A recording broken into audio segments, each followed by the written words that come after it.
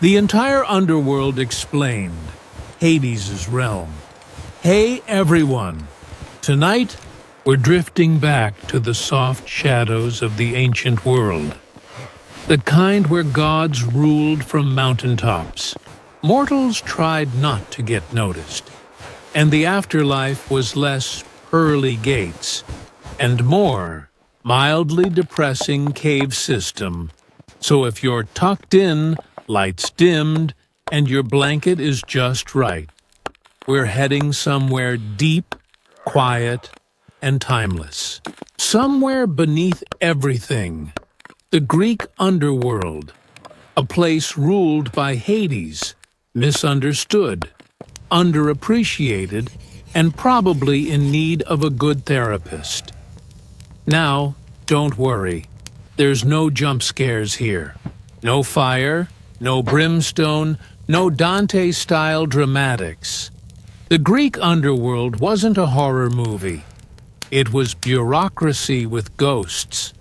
A little gloomy, a little dusty, but mostly orderly. So let's take this slowly. Let's drift down through the myths, the mists, and the mildly unfair metaphysics of the afterlife. Because, like most things in Greek mythology, it's both absurd and deeply human at the same time.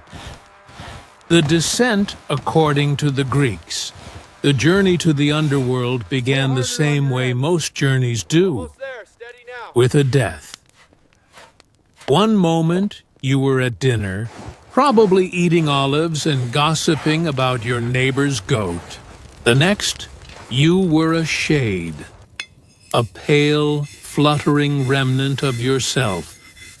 Your family would wash and prepare your body, dress you in your best robes, and place a coin, usually an obol, under your tongue or over your eyes. That was your fare for the ferryman, Charon, because the afterlife, like everything else in ancient Greece, came with service fees. Charon was not a cheerful man. He ferried souls across the river Styx, or sometimes the Acheron, depending on which poet you ask, in his creaky, eternally damp boat. He didn't take tips. He didn't smile. He didn't like small talk. If you didn't have your coin, you weren't getting in. Instead, your shade was left to wander the shore. The ghostly equivalent of being stuck outside a nightclub with no cover charge. The rivers themselves were not pleasant. There were 5 in total, because the Greeks loved a good list. There was the Styx, the river of hatred, the Lethe, the river of forgetfulness, the Acheron, river of sorrow, the Phlegethon, river of fire, not the cozy kind, and Cocytus, the river of wailing, which sounds like a fun Saturday night. They surrounded and divided the underworld into its various regions, each one serving a purpose, like departments in an eternal civil service. Arriving in the underworld, once you crossed the river, assuming Charon didn't throw you overboard, you'd arrive at the gates of the underworld, guarded by Cerberus. You've probably seen him. Big dog, 3 heads, occasionally drawn with snakes for a mane. He wasn't there to attack newcomers. His job was to keep the living out and the dead in. Basically, ancient Greece's most intimidating doorman. Once you passed him, and you really hoped you did, you'd find yourself in the Asphodel Meadows. Now, meadow sounds nice, right? Flowers, sunshine, maybe some light harp music? No. This was the ancient Greek version of purgatory. endless gray plains where ordinary souls drifted around forever, doing absolutely nothing, not suffering, not rejoicing, just existing. It was the eternal after-party for mediocrity. Heroes, of course, got better accommodations, but we'll get to them later. Hades himself, before we wander too far. Let's talk about the landlord, Hades. Now, Hades gets a bad reputation, mostly because people conflate him with death. But he's not the Grim Reaper. That's Thanatos. Hades doesn't go around collecting souls. He just manages them once they arrive. He's more of an administrator than a villain. Imagine an immortal accountant with a strong sense of order and no sense of humor. He didn't ask for the underworld. It was assigned to him after the great cosmic inheritance split. When Zeus, Poseidon, and Hades divided the universe, Zeus took the sky. Because, of course he did. Poseidon got the sea, which suited his temperament perfectly, and Hades got the leftovers, the underworld. He didn't complain much, but you can imagine the family dinners after that. Still, Hades took pride in his realm. He ruled it with fairness, if not warmth. He wasn't cruel, just detached. In fact, by mythological standards, he was probably one of the more responsible gods, which tells you a lot about the company he kept. He had a palace down there, carved from black stone, and decorated in an aesthetic somewhere between eternal gloom and respectable goth. He also had a wife, Persephone, though wife might be a generous term for someone who was, technically, abducted. Persephone and the compromise. Persephone was the daughter of Demeter, goddess of grain and harvest. One day, while she was picking flowers, Hades saw her, fell instantly in love, or whatever the divine equivalent of infatuation is, and decided to kidnap her. The ground opened up, his chariot burst out, and he whisked her away to the underworld before anyone could stop him. It was not a great first date. Demeter, understandably, was furious. She searched the earth, neglecting her crops, and soon famine spread across the land.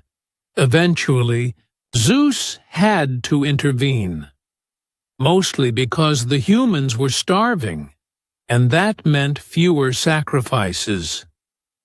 A deal was struck.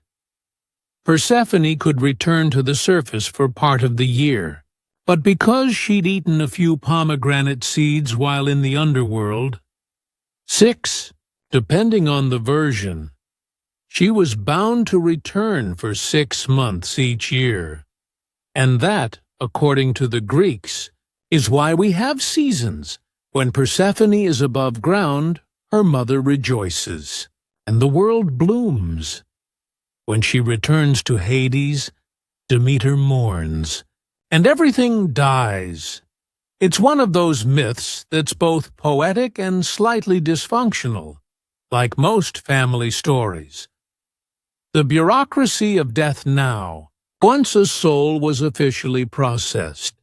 And yes, it really was that bureaucratic.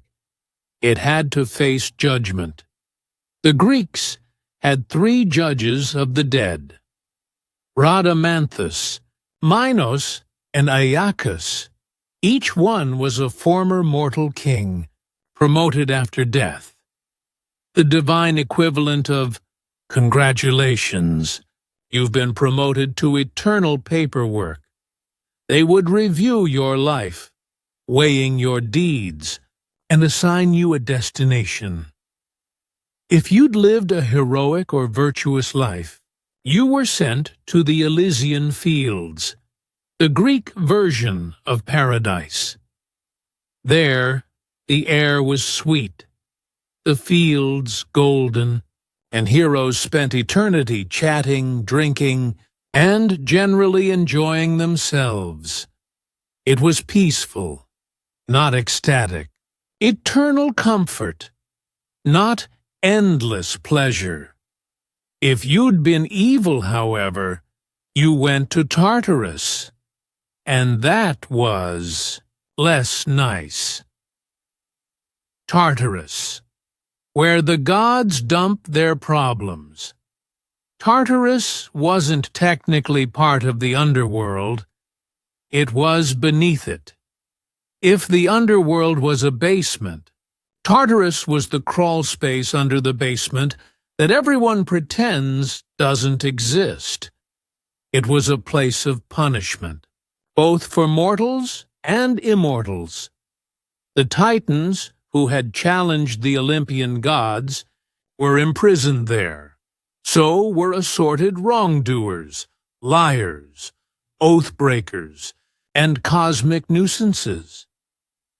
The punishments were creative, if repetitive. Sisyphus, for example, was condemned to roll a boulder up a hill forever. And every time he got close to the top, it rolled back down. He'd tried to cheat death twice, and Hades took that personally. Then there was Tantalus, who stood in a pool of water beneath a fruit tree, forever thirsty and hungry. Every time he reached for food or drink, it slipped away. Hence the word tantalizing. You're welcome. Ixion was strapped to a flaming wheel that spun for eternity, which feels excessive. But the Greeks never did subtlety well. The other rivers, if Tartarus was eternal punishment, the Lethe was eternal forgetfulness. The souls who drank from it lost all memory of their mortal lives. Poets loved this detail, the idea that before rebirth, souls had to forget everything that came before. In a way, it was merciful, because remembering, eternity would drive anyone mad. Some versions of the myth-said philosophers and mystics tried to avoid the Lethe entirely, believing memory was key to breaking the cycle of rebirth, so even in death there were loopholes for the ambitious, Elysium and the Isles of the Blessed for the rarest souls, heroes, poets, demigods. There was an upgrade, the Isles of the Blessed. Essentially, Elysium on premium mode. Only those who had been reborn 3 times and lived virtuous lives each time could get there. It was the closest the Greeks ever came to a true heaven. The air there was perfect, the sea calm, and the company exclusive.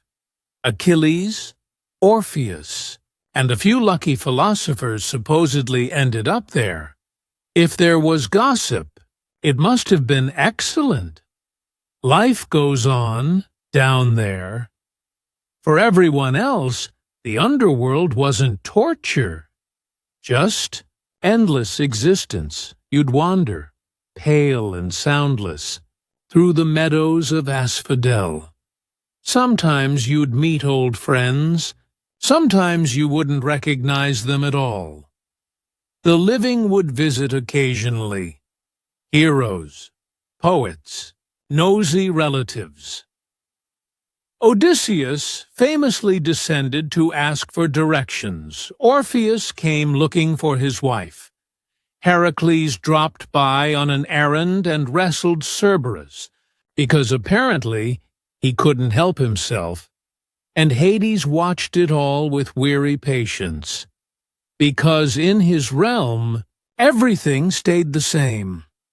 The living rushed through their brief, noisy lives above, while below, eternity drifted on, gray, quiet, unchanging. So as you lie there now, maybe half asleep, think of that underworld, not as a place of punishment, but as a mirror, a quiet reflection of life itself, endless, strange, sometimes dull, but deeply human.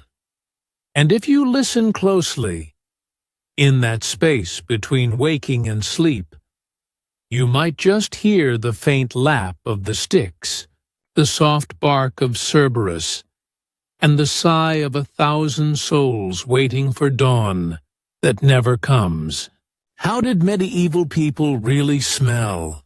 The aroma of the ages. Hey, everyone. Tonight, we're drifting back into a world without soap ads. A world where perfume meant survival, and where people believed that water, yes, water, could kill you. So, get comfortable, maybe light a candle, maybe not, because tonight's story is about scent, the kind that lingers in tapestries, under armor, in the folds of velvet, and in the noses of everyone who's ever tried to romanticize the Middle Ages. We're going to talk about what medieval people really smelled like. And the answer, as you might expect, is complicated, not because they were especially disgusting, though yes, there's some of that, but because clean itself meant something very different. The medieval knows first. Let's set the scene. You wake up in the year 1350. You're in a thatched house in a small English village. There's no running water, of course, and no sense that you're missing it. The hearth is burning peat, or maybe cow dung if it's been a bad winter. The air tastes like smoke, damp wool, and slightly hopeful cabbage. That smell, that's home. Now, the first thing to know about medieval smell is that everyone smelled together. Body odor wasn't an individual failing. It was just background noise, like birdsong, or taxes.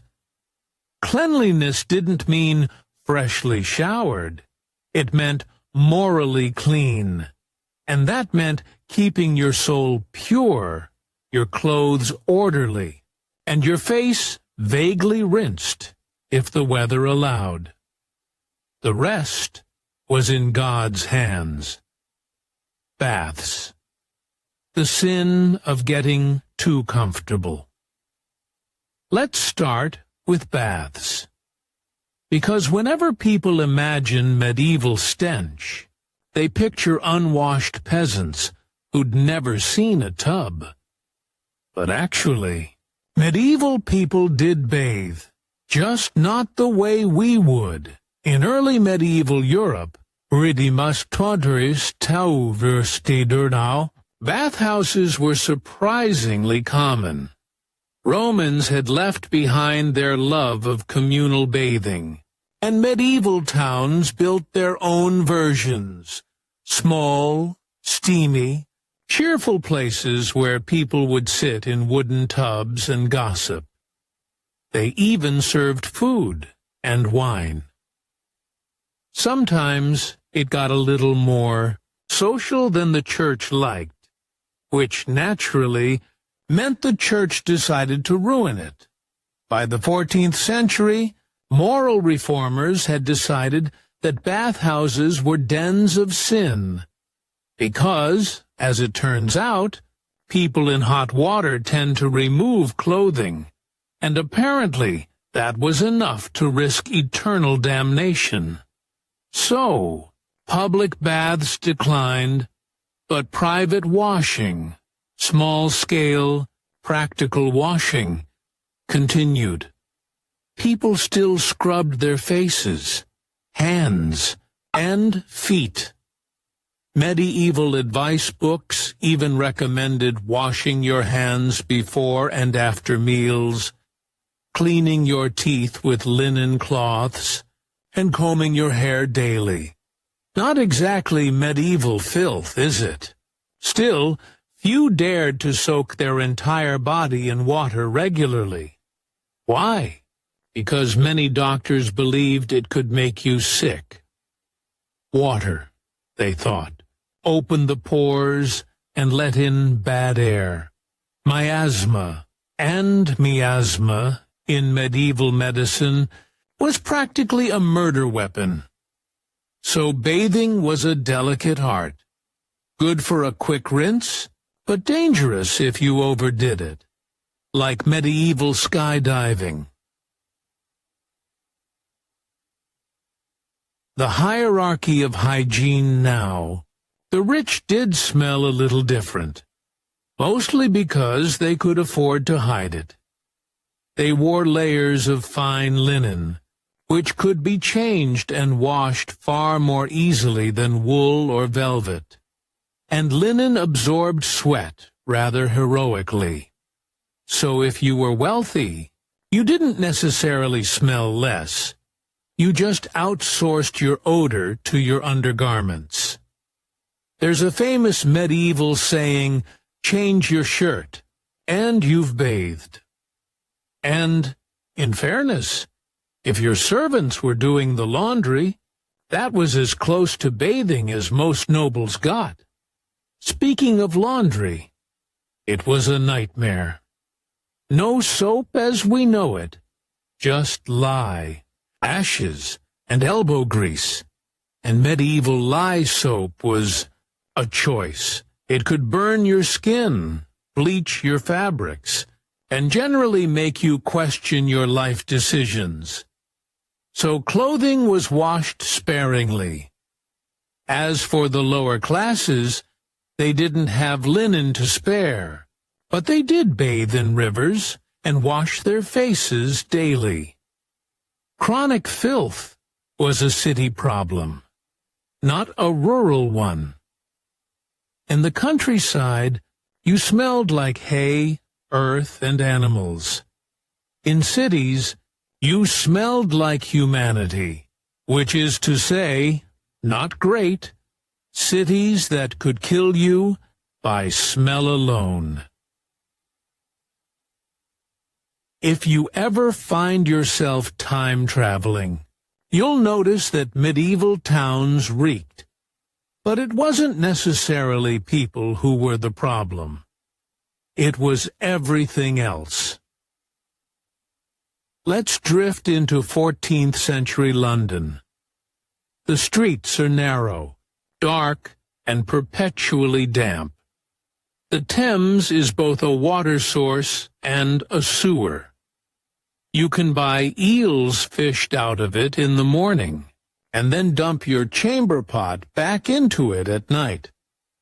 Recycling, medieval style, animal carcasses hang outside butcher shops.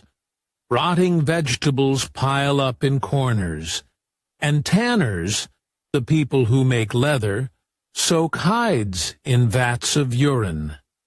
Yes, literal urine. It was used to loosen the hair and fat from animal skins, which meant entire neighborhoods smelled like, well, that. And if that wasn't enough, butchers also dumped entrails and blood right into the gutters.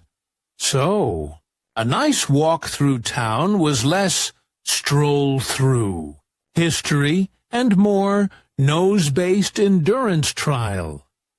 City officials did try to clean things up occasionally. They passed ordinances against dumping filth in the streets, but enforcement was, let's say, flexible. The kind of law you obey only when someone important is watching. There were even scavengers, early street cleaners, who shoveled waste into pits outside the city. But those pits filled quickly, and the smell drifted back. By summer, the air was thick enough to chew. Perfume, powder, and denial. So, how did the rich deal with it? By covering it up, of course. Perfume was everywhere, not just to smell nice, but to ward off disease, because again, people thought illness traveled through bad air. So smelling pleasant wasn't vanity, it was medicine.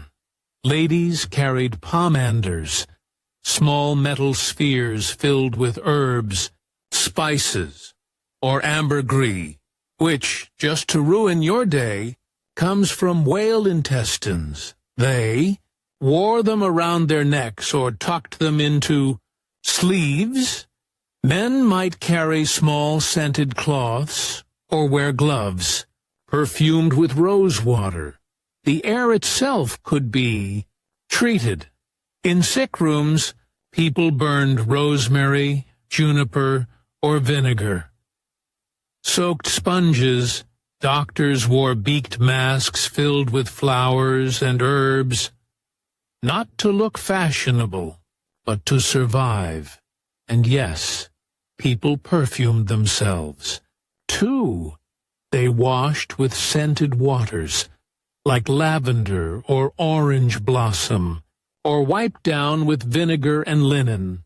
Essentially, medieval dry shampoo, but for your entire existence. Queen Elizabeth II, centuries later, was said to have taken a bath once a month, whether she needed it or not, which sounds horrifying until you remember that her linen gowns, ruffs, and sleeves were changed daily, and probably soaked in floral waters. She may have smelled like dusty violets and anxiety, which, honestly, fits the monastic exception now. While the nobility perfumed their way through life, monks were taking a different approach entirely, one that could generously be described as minimal. Medieval monks weren't exactly forbidden to bathe, but they were strongly discouraged. Cleanliness, after all, risked pride, and pride was worse than smell. So monasteries often limited baths to a few times a year. Easter, Christmas, and maybe if something had exploded. But monks did wash their hands and faces, and they kept their clothes relatively clean. The Benedictine rule even specified that laundry should be done regularly, because even God didn't want to sit next to that smell during prayers. Yet, over time, this became a point of pride. Some ascetics deliberately avoided washing as a form of holiness, suffering through their own stink as proof of devotion. By all accounts, the saints were fragrant in spirit, but less so in body. There's a 13th century record of St. Thomas, Becket's tunic being washed after his martyrdom, and the water turned black. The monks considered it miraculous. Others might have considered it overdue. A world of layers now. It's worth remembering that medieval people didn't experience smell the way we do.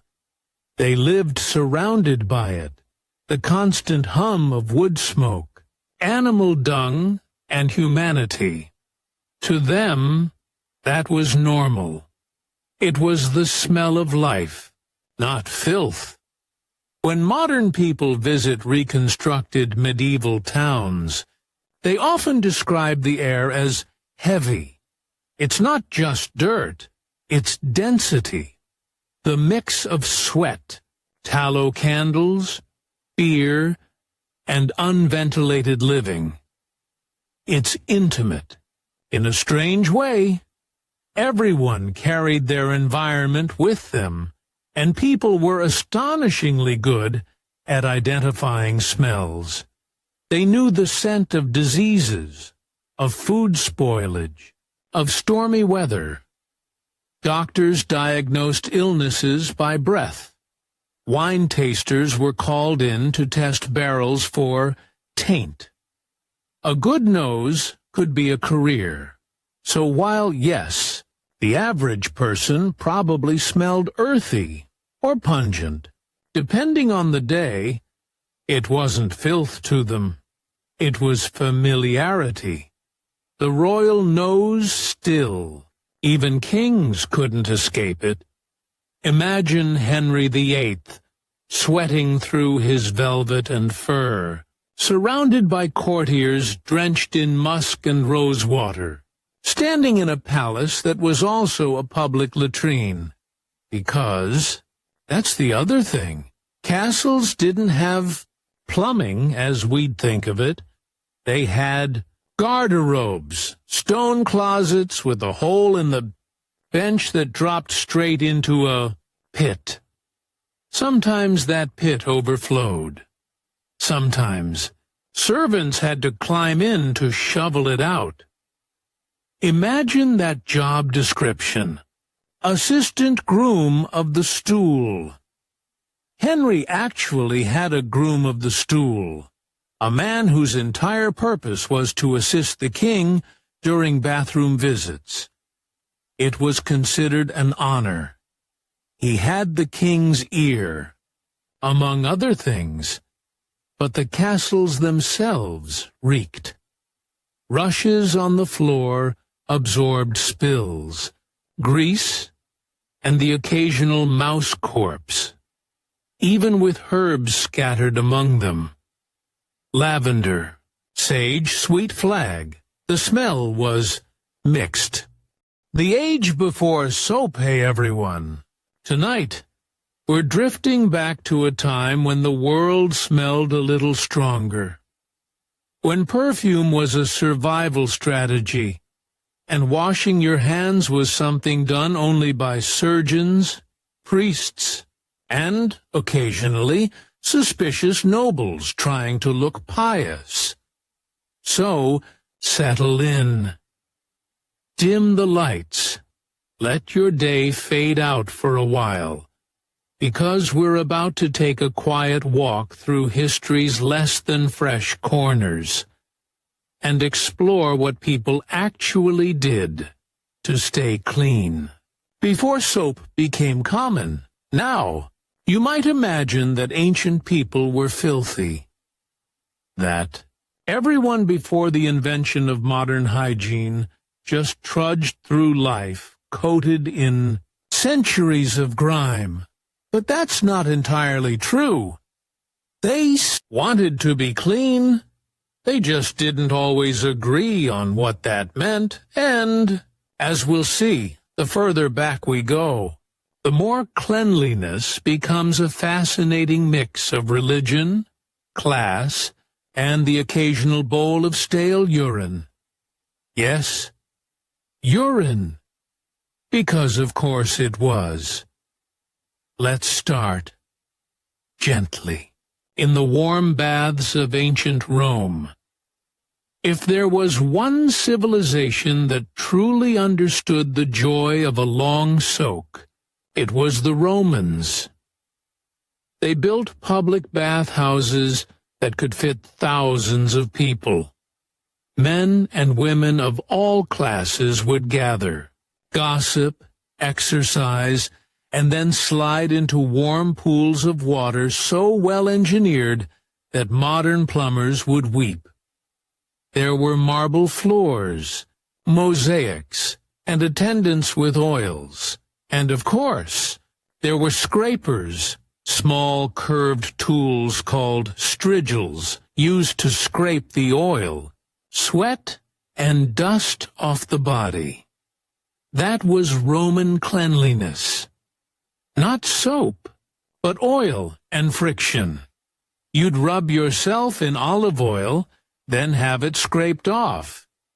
Essentially, exfoliation by salad dressing. But here's the catch. After the empire fell, all that luxury plumbing went with it. By the early Middle Ages, aqueducts had cracked, bathhouses had closed, and Europe quietly forgot how nice it was to be warm and wet. The Christian Church, now running most of the show, had mixed feelings about bathing. Too much nudity, too much fun, too many opportunities for sin, so bathing became morally suspicious, especially the kind that involved other people. By the year 1000, most Europeans had moved from "let's all bathe together in marble pools" to "let's rub ourselves with linen and hope for the best." Now, that's not to say they never washed. They did, but in moderation. A quick rinse in a basin, a damp cloth, a change of clothes, and that last one, the changing of clothes, was actually the most important part. Because in the medieval mind, clean linen was cleanliness. The logic went something like this. The body produces sweat. The linen absorbs the sweat. Therefore, if you change the linen, you've removed the dirt. It's hygiene by proxy, and surprisingly, it worked, at least a little.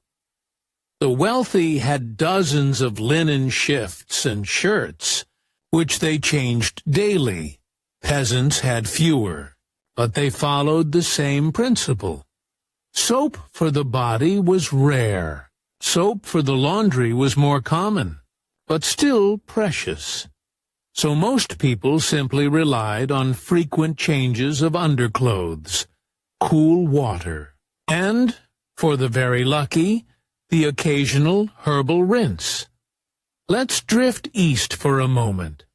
Because while medieval Europe was slowly convincing itself that bathing was sinful, the Islamic world was doing the exact opposite.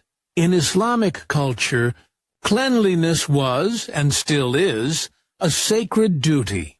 The Prophet Muhammad famously said, "Cleanliness is half of faith." So, from Spain to Persia, baths flourished.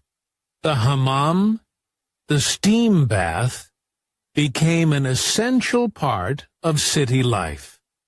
People washed before prayers, after travel, and for sheer enjoyment. European visitors often found this baffling. To them, it seemed decadent, even suspiciously joyful. There are actual letters from European envoys describing their shock that the infidels bathe daily. One can almost hear the disapproval dripping from the parchment. And yet, when the Crusaders returned from the Holy Land, some brought the habit home. A few even started building bathhouses in their castles. They called them stews, and for a brief moment, medieval Europe rediscovered the idea of being clean. Naturally, it didn't last. By the 14th century, the great stew houses of London and Paris had taken a predictably medieval turn. Bathing and sin had become, once again, close acquaintances. Many public bathhouses doubled as brothels, and soon after the Black Death swept through Europe, they were shut down altogether, officially to prevent disease. But in truth, because the Church had decided that anything enjoyable was probably heresy. Bathing went out of style again. In its place came powders, perfumes, and the deep conviction that water made you sick. Yes, water. The very thing you and I used to get clean was, for centuries, considered dangerous. The idea was that hot water opened your pores and let miasmas, bad airs, seep into your body. Better to keep the pores sealed with dirt. Safer that way. By the time we reach the Renaissance, most Europeans are washing less than their ancestors did 1,000 years earlier. Henry VIII, for instance, was said to take a bath only when the doctors forced him to. And even then, they had to reassure him it wouldn't make his gout worse. Louis Safford of France, that shimmering embodiment of royal vanity, reportedly took 2 baths in his entire life. 2. He did, however, change his clothes several times a day, which, in his mind, amounted to the same thing. His court at Versailles was fragrant, but not because of cleanliness. The air was thick with rosewater, musk, ambergris, and the unmistakable undertone of 2,000 humans who hadn't seen soap in months. Let's talk about that word, soap. Where was it all this time? Well, it existed, sort of. Soap, in its earliest form, goes all the way back to the Babylonians, who mixed animal fat with ashes as early as 2800 BCE. The Romans used a similar mixture, mostly for laundry, but in medieval Europe, the stuff was expensive. Soap making required animal fat, lye, and salt, all valuable resources. It was made in small workshops, often smelling like something you'd rather not be clean with. The best soap came from places like Marseille, Castile, and Aleppo, and it was a luxury. Rich merchants and nobles might buy imported Castile soap to wash their hands or hair. Everyone else stuck to ash, sand, or, for those on a budget, just water. And if you're wondering what peasants smelled like, yes, exactly that. One curious exception was the Vikings. Contrary to popular myth, they were actually cleaner than many later Europeans. Archaeologists have found combs, tweezers, ear cleaners, and even bits of soap in Norse graves. They bathed weekly, usually on Saturdays, or Laugardagr, literally washing day, which is why the English word Saturday still carries that echo. To medieval monks chronicling Viking raids, this was downright suspicious. They accused the Norsemen of vanity, claiming they lured women with their frequent bathing and neat beards, which, to be fair, probably worked. So, there you have it. One of the few times in history when good hygiene was considered morally dubious. But even the Vikings didn't bathe the way we imagine. It wasn't about scrubbing with soap and foam. It was about heat, saunas, steam, and rinsing in cold rivers. It was ritual, refreshing, and social. And when we compare that to the candlelit, unventilated bedrooms of 17th century Europe, we start to understand why visitors from the north thought southern nobles smelled expensive. By the early modern period, say, the 1600s and 1700s, personal hygiene had become a complicated social performance.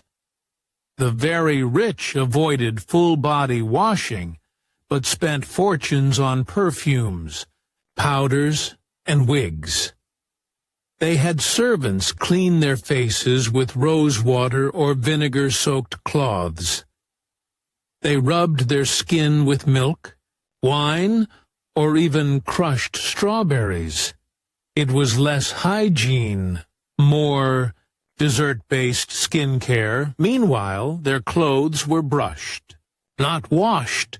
The layers of fabric absorbed sweat, perfume, and dust until the garments practically stood on their own, which explains why so many portraits from that era feature fans not as fashion accessories, but as self-defense. Of course, the Enlightenment eventually brought soap back into fashion. Slowly, science began to replace superstition. Doctors realized that bathing didn't cause disease. It helped prevent it. Cities built water systems again, and industrial soap production made it cheaper. By the 19th century, Victorians were bathing with near-religious fervor, convinced that cleanliness equaled morality.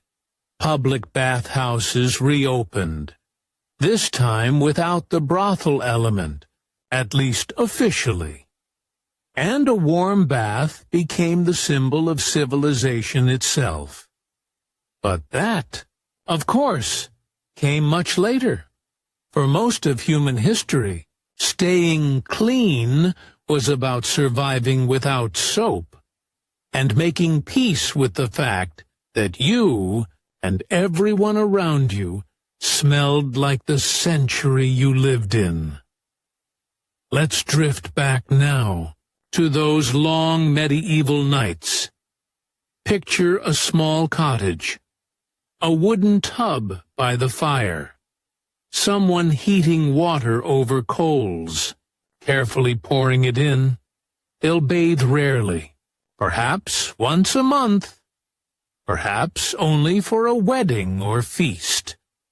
Children go first, then the women, then the men, then the servants, and finally the water itself, now gray and tepid, is poured out into the dirt.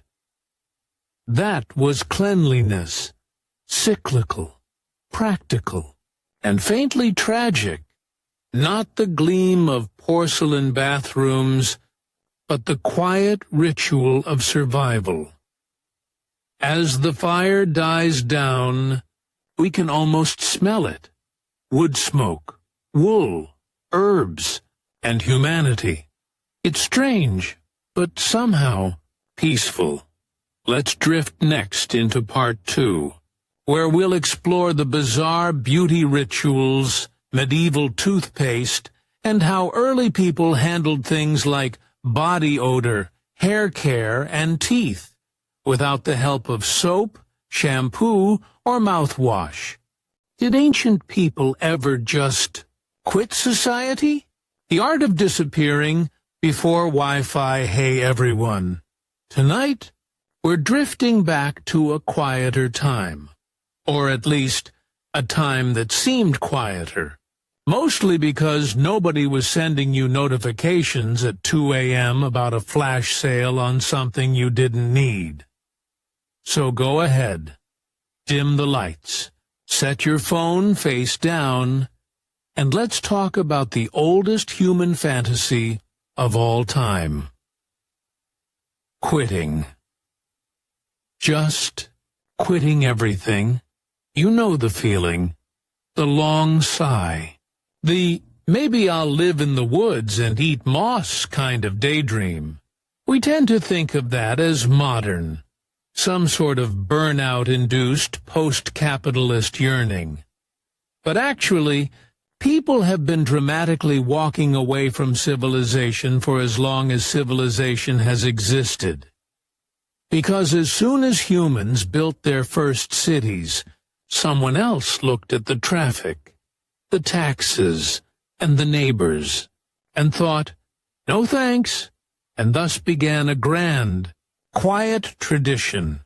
People who opted out, hermits, anchorites, desert fathers, monks, philosophers, and one man who lived in a barrel for entirely too long.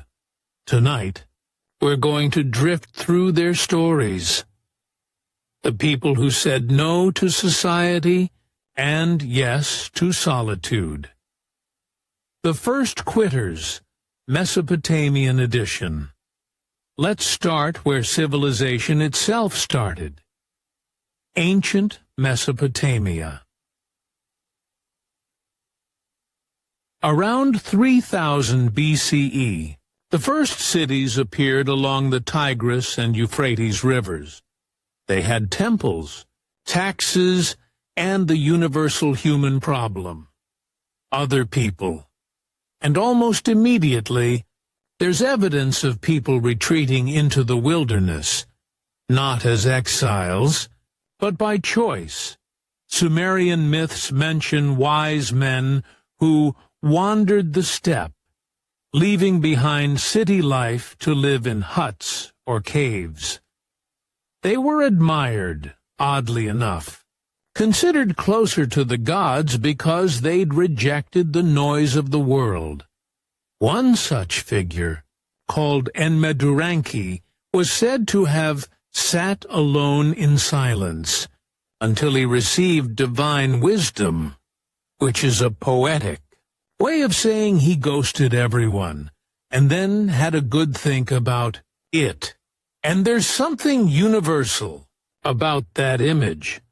A lone figure on the edge of a city, staring out at the desert, deciding that solitude might be worth the sand in his sandals.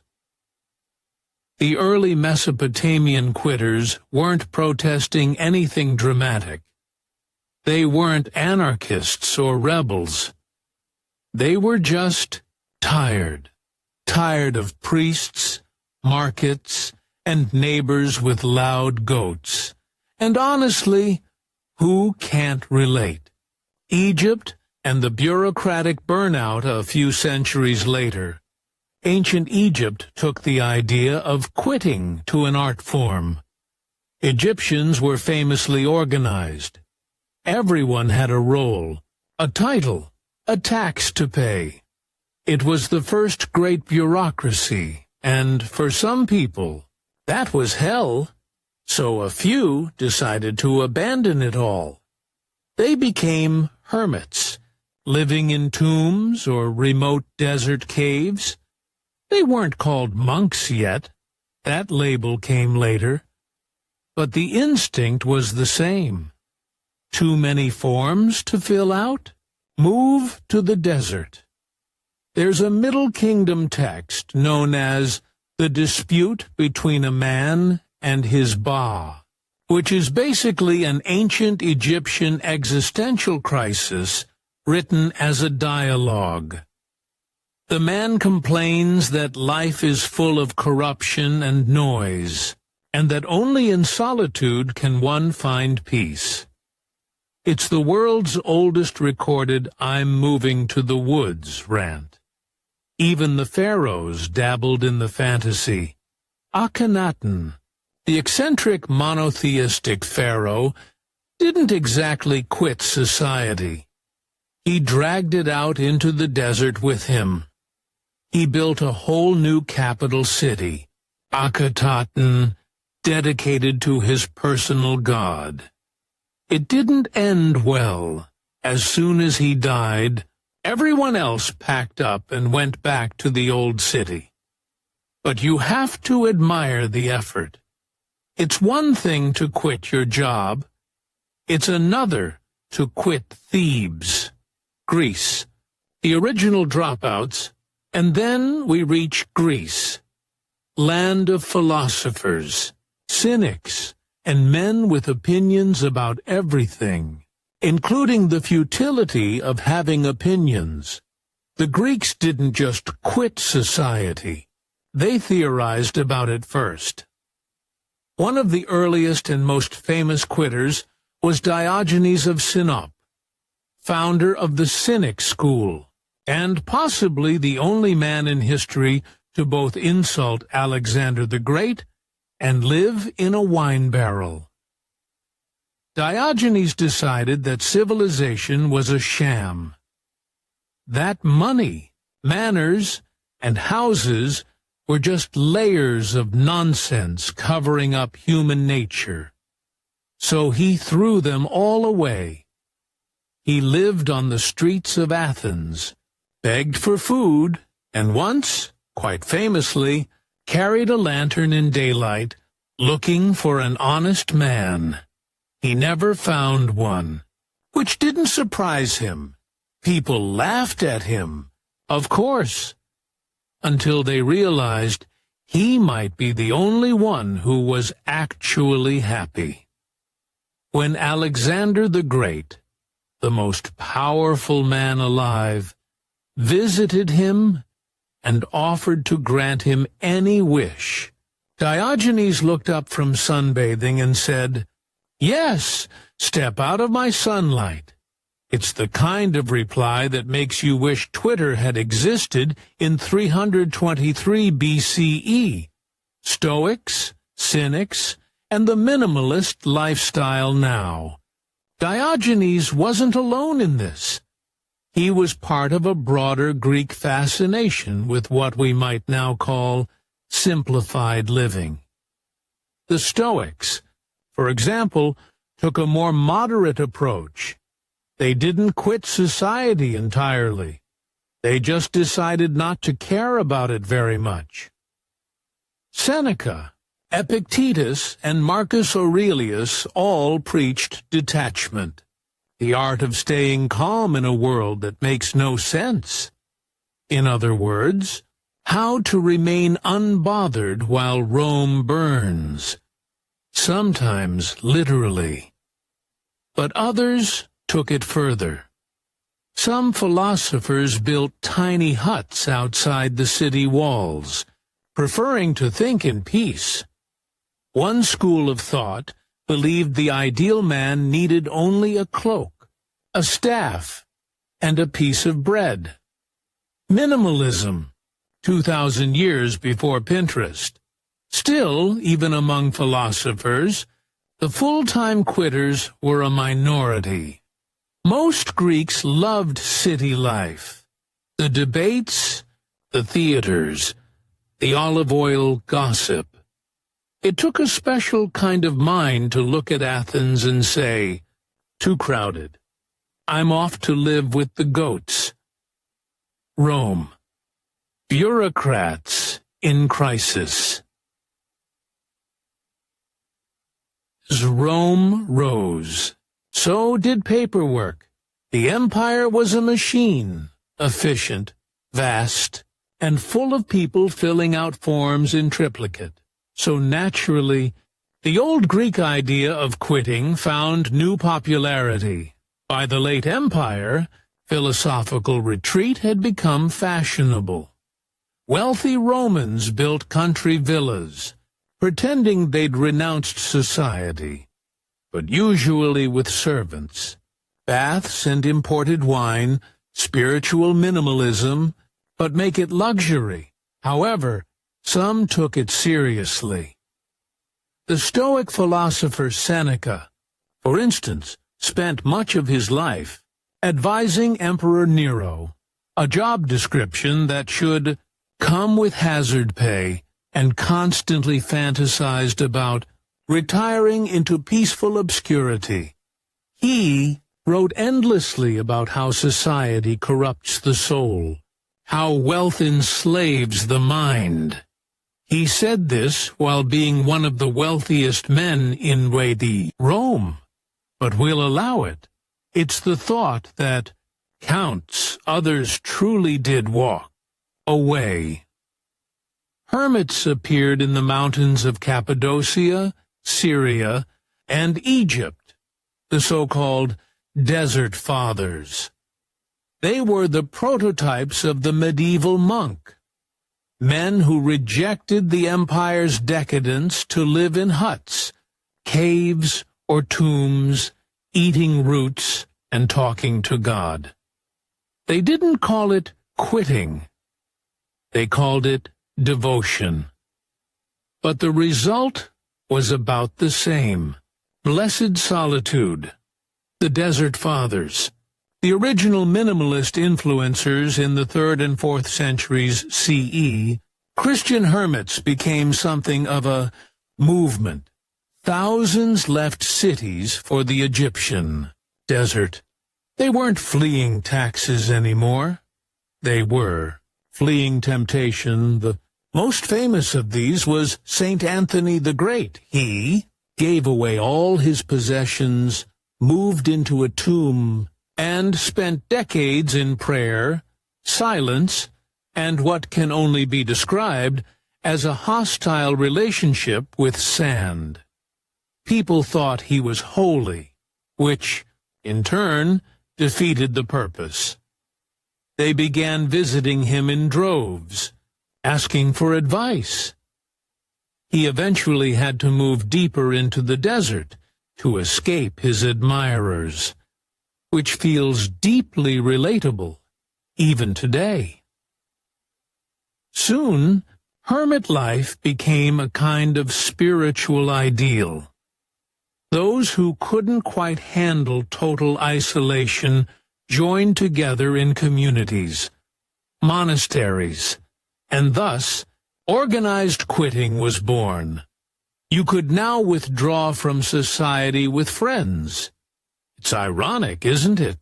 A movement based on solitude ended up inventing one of the world's oldest social institutions. The Middle Ages, professional loners, as Europe stumbled into the Middle Ages, quitting society became a respected career path. If you didn't want to deal with politics or war, you could become a monk, a nun, or, if you liked drama, an anchorite. Anchorites were perhaps the most committed of all. They literally sealed themselves inside small stone cells attached to churches. Once you went in, that was it. You had a tiny window for food, prayer, and occasionally gossip, and otherwise, silence. Some stayed there for decades. One English anchorite, Julian of Norwich, became famous for her quiet writings on divine love, all from a room she never left. When the Black Death swept through, she was one of the few people who didn't need to change her lifestyle at all. So yes, ancient people did quit society. But in a uniquely human twist, we eventually built an entire social structure around quitting. Monasteries, nunneries, orders, vows. We institutionalized solitude, bureaucratized renunciation, because apparently, even when we want to leave society, we have to fill out a form first. A borrowed name here, a white lie there. History simply magnified it, gilded it, and set it on a scaffold. They didn't worry about invisible germs. They didn't scrub or sanitize. They simply accepted that a little dirt was part of being alive. And maybe, in a sleepy sort of way, that's oddly comforting. Let's drift, in the next part, toward the later hermits, the Renaissance dropouts, and those eccentric nobles who decided that solitude was just another form of luxury. From monks in the Alps to philosophers in candlelit studies, we'll wander through the strange, quiet history of people who simply walked away. The Pretenders tonight. We're drifting back to a world where your social class was printed on your face, your clothes, and your manners. And yet, people still tried to fake it. So, settle in. Dim the lights. Forget about tomorrow for a while, because tonight we're going to explore one of history's strangest hobbies, pretending to be noble. It's a quiet kind of madness. A few clever impostors manage to fool courts, kings, and occasionally entire countries.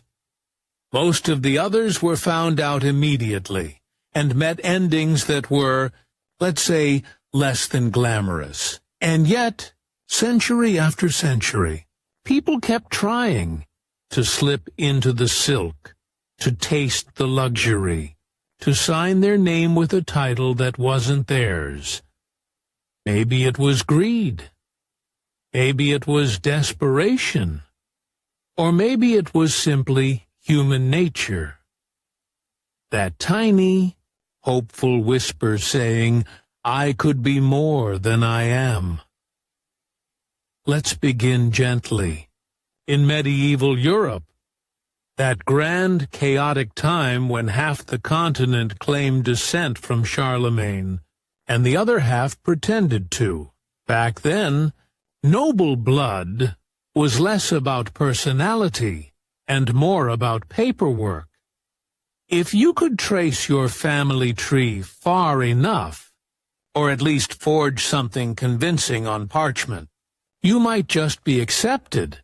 The problem, of course, was getting anyone to believe you. One of the earliest known impostors was a man named Lambert Simnel, whose name already sounds like something you'd order in a Tudor bakery. In 1487, Lambert was just a 10-year-old boy when a group of ambitious adults decided he would make a fine fake prince. Specifically, they claimed he was Edward, Earl of Warwick, a boy of royal blood who, inconveniently, was already locked up in the Tower of London. Lambert himself had no real say in the matter. He was more or less an accessory to a coup. The rebellion gathered soldiers, banners, and enthusiasm, and Lambert was crowned in Dublin Cathedral as King Edward VI. For about 5 minutes, it went well. Then Henry VII's army arrived. The rebellion collapsed, and Lambert was captured. And here's where the story takes a surprisingly gentle turn. Instead of executing the boy, Henry VII took one look at him and decided he wasn't dangerous enough to bother. Lambert was pardoned and later became a servant in the royal kitchens. He eventually worked his way up to falconer. So, one might say, not the worst career change, from pretend king to official bird wrangler. There are worse outcomes. But not everyone was as lucky as little Lambert. Let's drift ahead a few decades to Perkin Warbeck, who clearly took notes from the first impostor and thought, yes, but what if I do it louder? In the 1490s, Warbeck claimed to be Richard, Duke of York, one of the legendary princes in the Tower. He was tall, handsome, and apparently very good at lying with confidence. And confidence, as every successful fraudster knows, is half the trick. Warbeck charmed the courts of Europe. He was welcomed by the King of France, entertained by the Duke of Burgundy, and even married into a noble family in Scotland, all while pretending to be the long-lost English prince. He was, in effect, Europe's most elegant con artist. Henry VII, The same king who had shown mercy to Lambert Simnel was considerably less amused this time.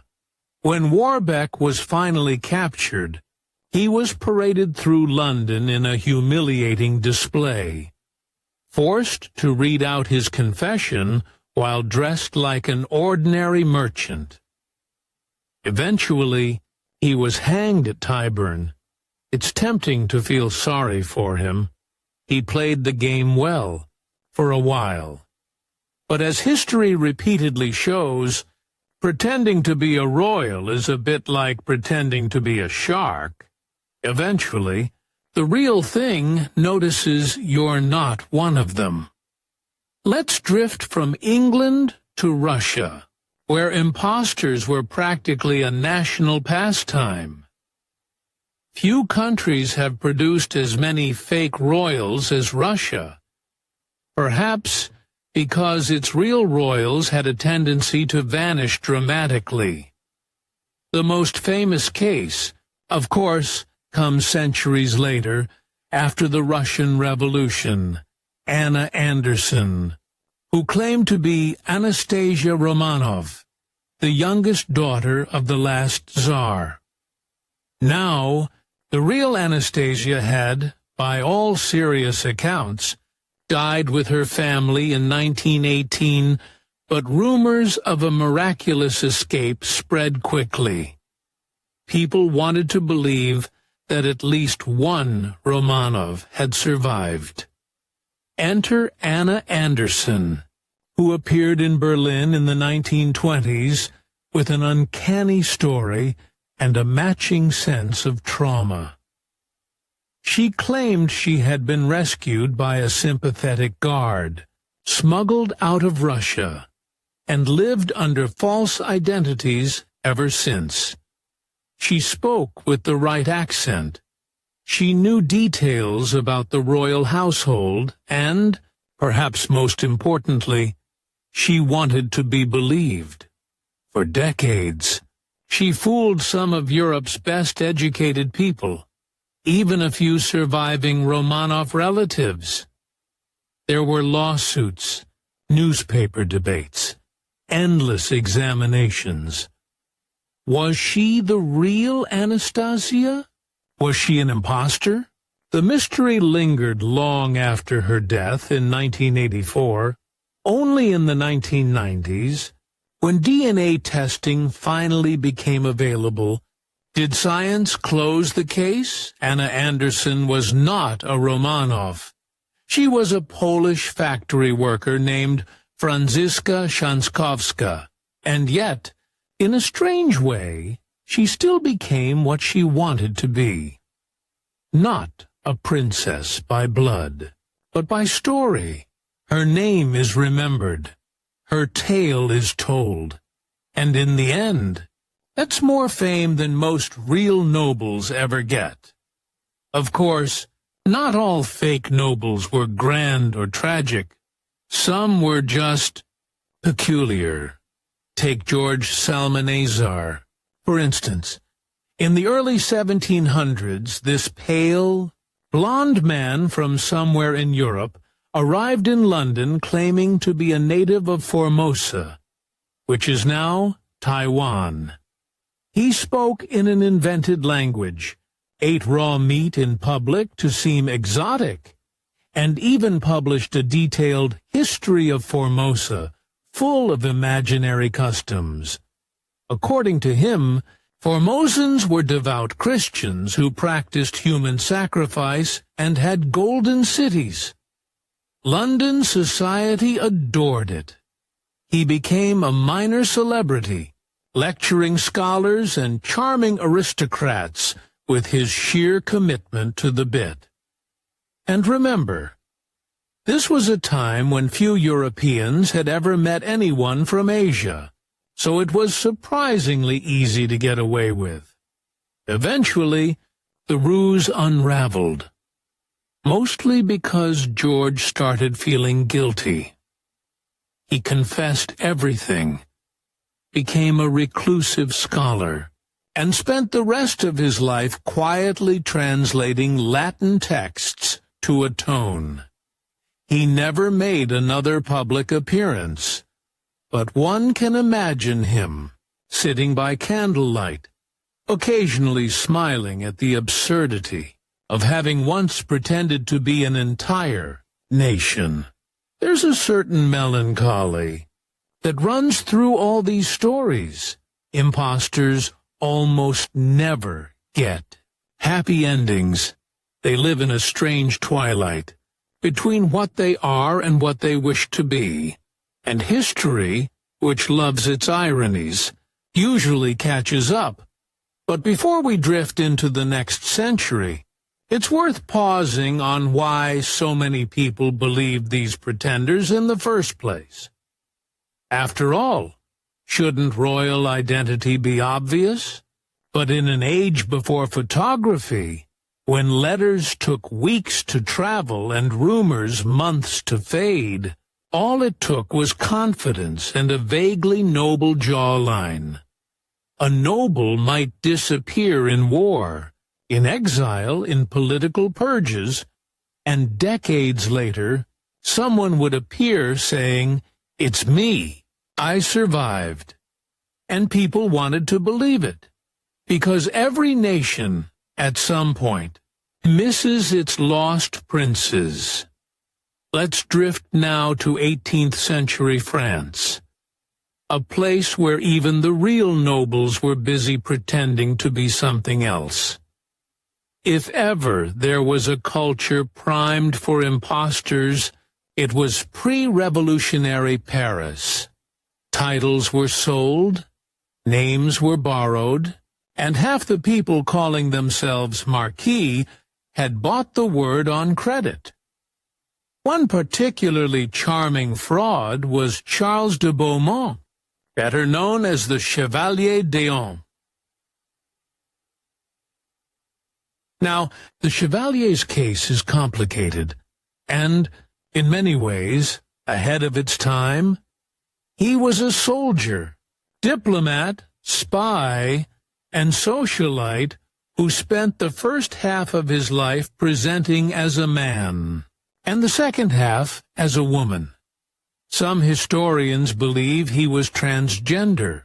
Others think he used gender as part of an elaborate political disguise. Either way, he lived for decades in the French court under shifting identities, managing to confuse both kings and foreign ministers. He, to argue, wasn't exactly pretending to be noble. He was one.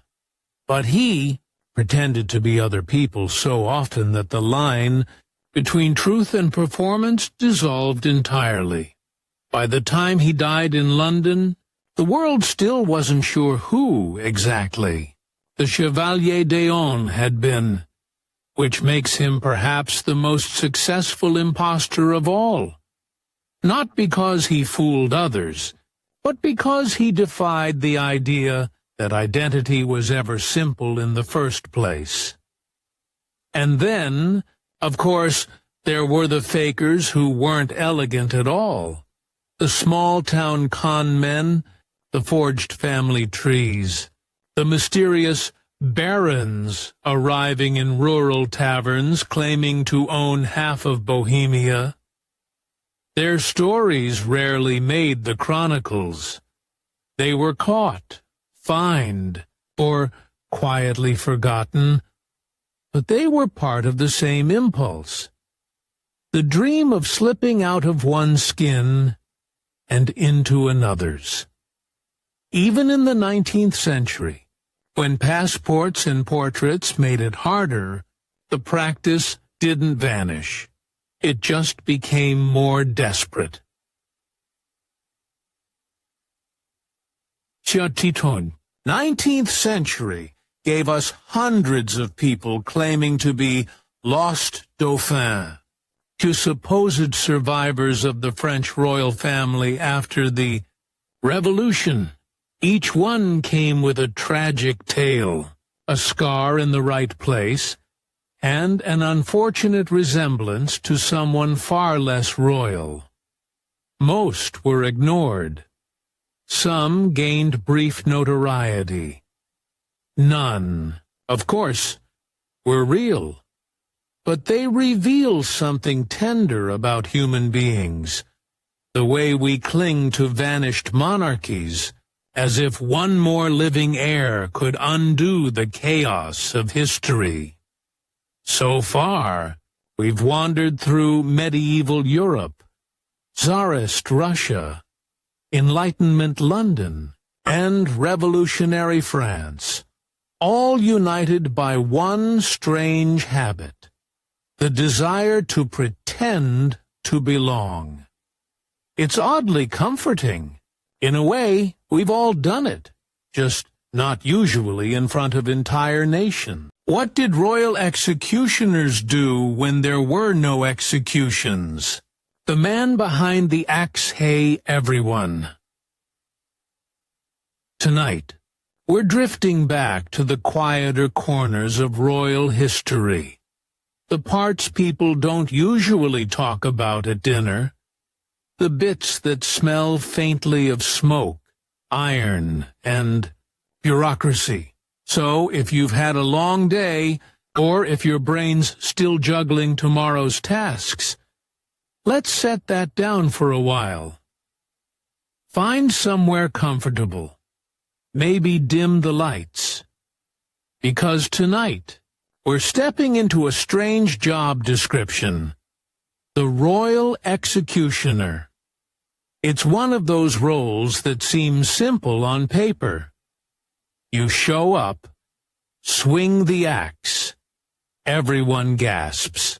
History moves on, but life, as it turns out, wasn't quite that straightforward, because most of the time, there were no executions, which leaves us with a surprisingly cozy mystery. What did royal executioners actually do when there was no one to kill? Let's drift into the world of Europe's most misunderstood professionals.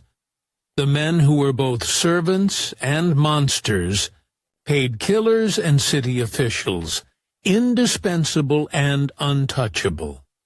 And let's begin, as all slightly depressing stories do, in medieval France. The job everyone needed but nobody wanted in medieval Europe. Executioners were civic necessities. Someone had to do it. But nobody wanted to.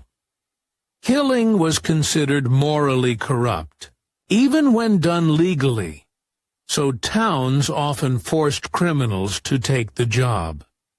If you were sentenced to death, but showed particular skill with a blade, the judge might offer a deal.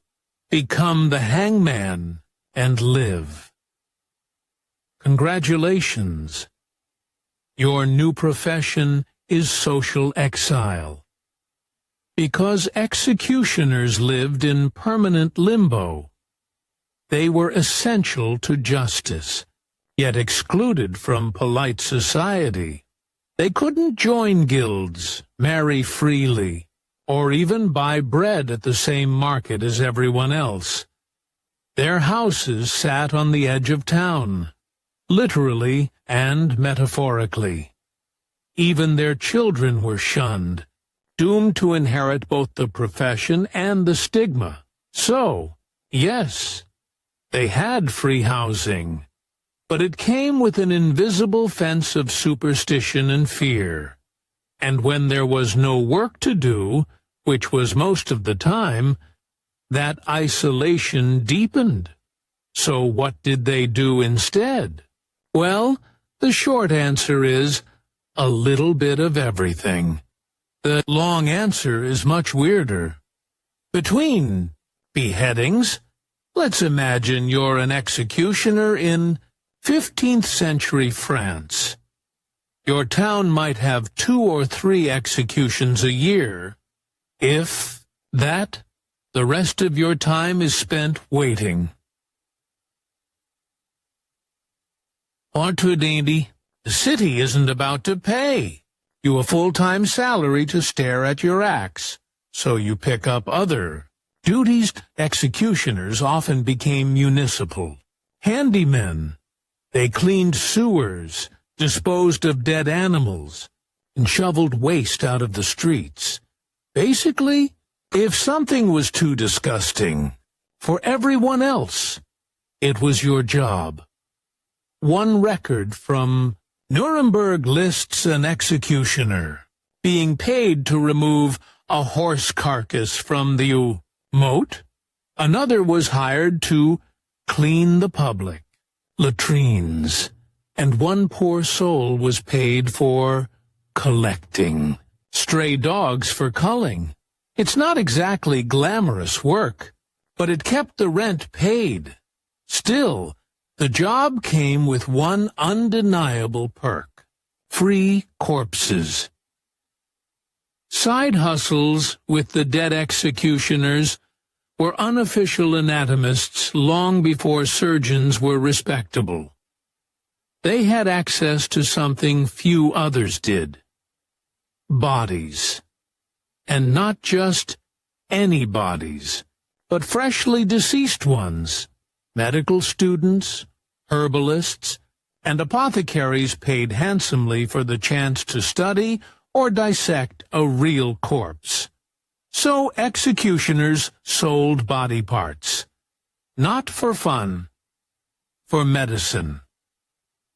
A 16th-century German executioner named Franz Schmidt kept meticulous journals of his work. He executed 361 people over his career.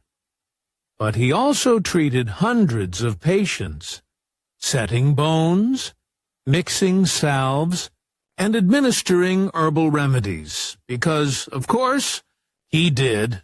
Who better to understand anatomy than the man who regularly dismantled it? Schmidt's reputation grew so respected that, by retirement, he was known as Master Franz, the city's unofficial doctor, a respected healer, who also happened to decapitate people professionally. It's a bit like finding out your local dentist moonlights as a sniper. Unsettling, but oddly efficient. Tools of the trade, and maintenance. Thereof, of course, one can't simply hang around waiting for work without something to polish. Executioners took their tools seriously. Axes, swords, ropes, branding irons, all needed upkeep. A rusty blade was a public relations disaster. Beheading someone cleanly was not only humane, relatively speaking, it was also good optics. An execution that went wrong. Dull blade, multiple strikes, panicked assistance, could turn a crowd against you.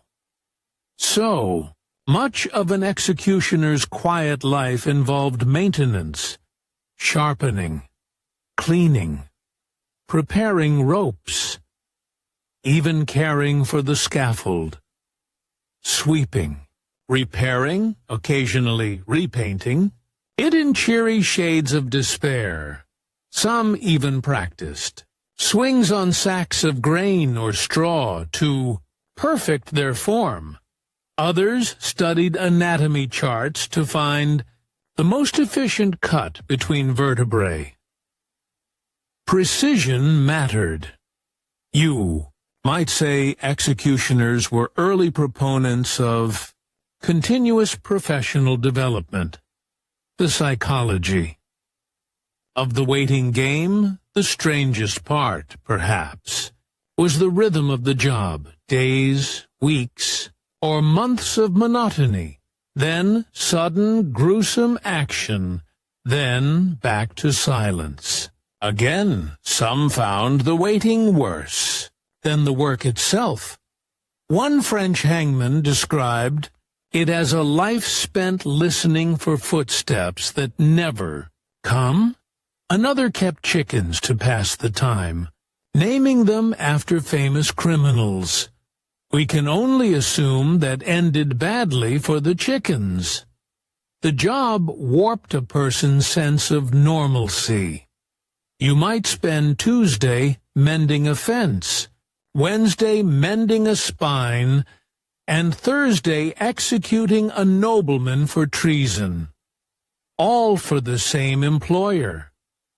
The medieval gig economy, but bloodier, when business picked up every now and then, though the slow rhythm of life would snap. A rebellion, a plague, or a particularly dramatic royal scandal. And suddenly, business boomed. During the wars of religion in France, some executioners worked non-stop for weeks, burning heretics, hanging thieves, and occasionally decapitating the wrong people entirely. Payment was per head, literally. So, grimly, it was one of the few jobs that benefited from national instability. But when peace returned, the scaffold went quiet again. And once more, the executioner was back to chasing pigs out of the city moat. The family trade, executionership, was hereditary in many places. If your father was the hangman, congratulations. So are you, because no one else would marry into the profession. Families intermarried with other executioner dynasties.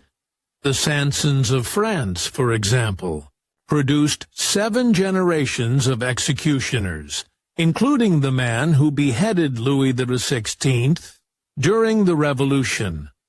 They were effectively the aristocracy of executioners. Polite society still shunned them, of course, but among hangmen they were celebrities.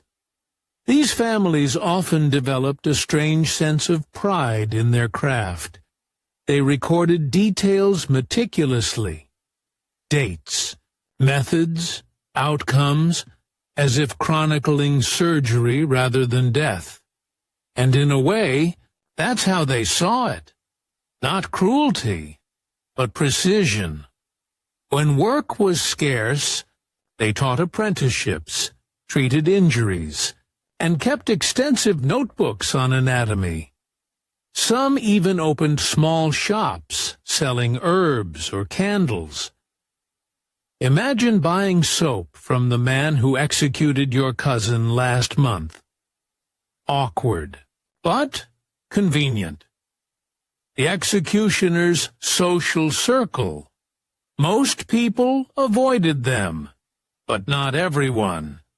Executioners often befriended gravediggers, jailers, and low-ranking soldiers.